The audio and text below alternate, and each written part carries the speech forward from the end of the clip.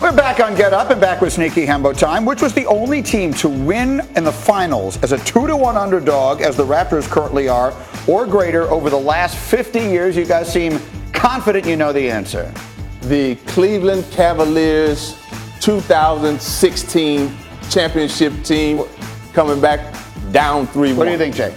I was going to say the same answer, but Dan Orlovsky and I was talking about a different answer. I just want to throw out there to shake it up. How about when the Spurs and the Pistons face one another? Okay. How about both of those being wrong? Those are my favorite moments. It is the Detroit Pistons. I got it. You don't know nothing about basketball. You don't know nothing about basketball. You don't know nothing about basketball.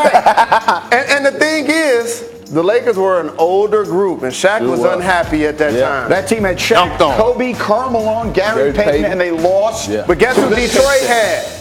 Bad Boys, too. Meanwhile, Kawhi Leonard, let's get back to him. His play on both ends of the court has helped carry the Raptors to their first ever NBA Finals. Me in trouble. Last night, Clippers head coach Doc Rivers joined the crew on SportsCenter's NBA Finals special and had this praise for the Raptors star. The most like Jordan that we've seen. Like, there's a lot of great players. LeBron is phenomenal. KD is phenomenal. But not that he is Jordan or anything like that, but he's the most like him. Big hands, post-game, can finish, great leaper, great defender, in-between game. And then you add his three-point shooting. All right, now Hembo reached out to Caesars Sportsbook regarding Kawhi and where he might land this summer, and the Clippers currently are the odds-on favorite to sign him at -200. Raptors, Knicks, Warriors, the only other teams with better than 9-1 odds to do so. So you see the Lakers are far down on that list. But I want to bring this conversation out for a variety of different reasons. Let's start with the comparison, and I'll start with you, Jalen. You played against Michael. So Doc Rivers, I want to make it clear, he didn't say Kawhi Leonard is as good as Michael Jordan, but he was pointing out similarities, and I hadn't really heard that before. What do you think of the comparison? He says he's the most like Jordan we've seen. Yeah, agreed? And he gave a couple of examples. Yeah. And as the Stevie Williams of the Kobe Bryant Stan Club, he's the next best thing we've seen to Michael Jordan. I know everybody's enthusiastic about Kawhi, and I am too. I've been following this guy since high school. We had the same college coach as Steve Fisher. He's playing amazing right now.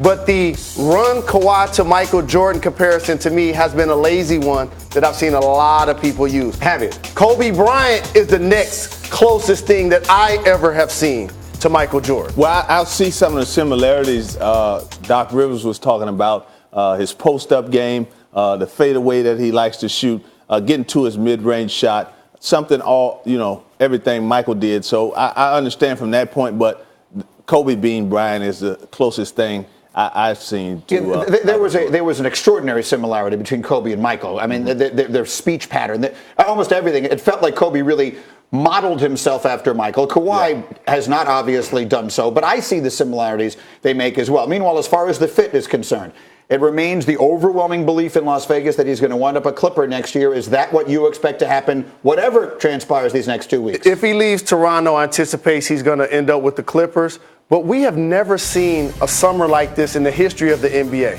Damon Jones, we're about to have the NBA Finals. And the two best players on both teams, we figure, going to end up leaving regardless of whether they win or lose. Yeah. That has never happened. It never has, and it's interesting that we talk about that, because if I'm Kevin Durant and we win, I'm really thinking about staying to get 4 championships in a row. That's just my opinion. Yeah, and the guy we don't even talk about that is Klay Thompson, and I think there was an expectation he's going to stay. But that's not a certainty either. Let's see how this whole thing plays out. It's going to be very interesting as we go. Meanwhile, back to football. The New York Giants holding OTAs yesterday, and their rookie quarterback Daniel Jones primarily taking reps with the second team while Eli Manning worked out with the starters. And Coach Pat Shurmur talked about the similarities he sees in his two quarterbacks.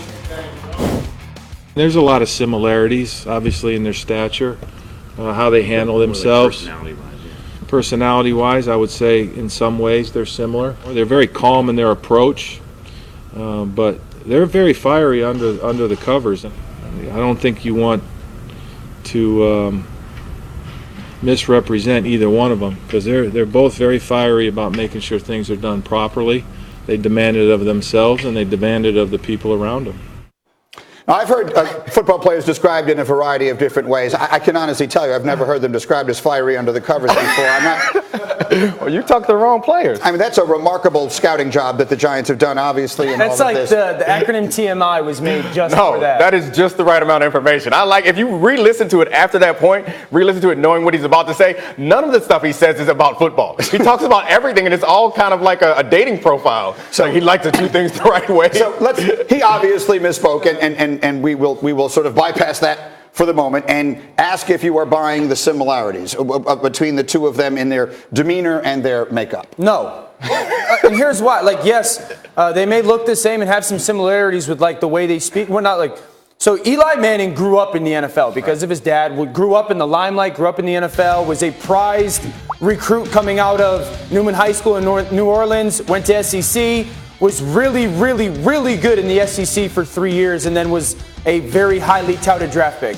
Daniel Jones, in all due respect, walked on at Duke and had a good career and whatnot, but did not grow up in the same culture that Eli did. So, like, Eli was much more capable and ready and wired to handle everything that the NFL and that stardom and fame and expectation was going to bring. So I don't and it's also dangerous. Yeah. Like, comparing guys is dangerous. I remember talking to Aaron Rodgers early on, and when he was kind of just learning and sitting behind Brett Favre, and the coaches made a consistent point to tell Rodgers, don't be Aaron Favre, or don't be Brett Favre.